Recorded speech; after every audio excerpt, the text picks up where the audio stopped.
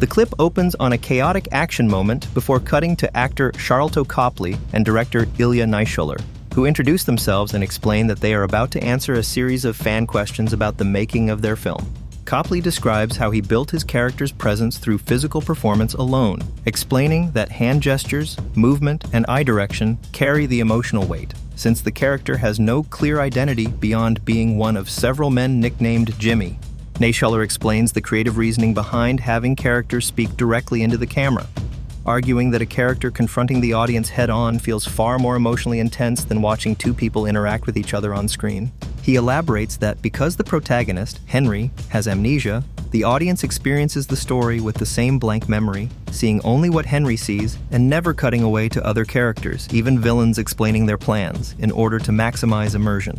The conversation shifts to logistics, with the pair recalling that roughly 100 stunt performers worked on the production, praising the Russian stunt team's fearless, almost reckless willingness to attempt dangerous sequences that would normally require extensive safety rigging in other countries. They reveal that about 13 different stuntmen physically played the character of Henry throughout the film, each specializing in a particular skill such as horseback riding or base jumping, while Copley handled all the dialogue-heavy scenes. Discussing the camera rig itself, they note it was mounted so securely to each performer's head that it never actually fell off during filming, despite being kicked, punched, and set on fire in various stunts. Reflecting on safety, they mention only minor injuries occurred on set, including a chipped tooth and one instance requiring 5 stitches, joking that the shoot was surprisingly safe given the film's brutal content. They recall filming a stunt sequence in a real 16-story building, noting with amusement that one floor reeked of cat urine due to a resident's hoarding situation. Copley explains that his Colonel character was loosely inspired by British World War II General Bernard Montgomery, drawn to the contrast between proper English gentlemanly manners and the capacity for extreme violence. The pair fondly recall nicknaming their prop weapons, including a rocket launcher called Big Ben and a temperamental Russian PPSH submachine gun from World War II.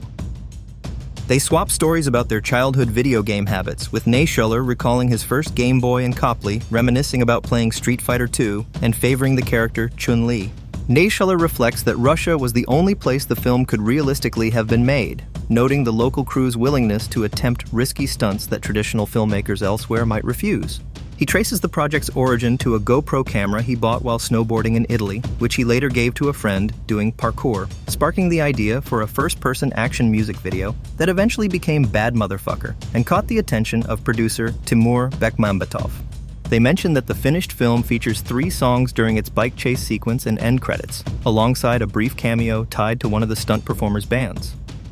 Looking back, both agree they would have wanted more preparation time before shooting, since the production's unconventional format created a steep learning curve for every department involved. The segment closes with Copley and Naishuller thanking the Indiegogo crowdfunding backers directly, crediting them as essential to getting the film made, since a traditional studio would never have greenlit it.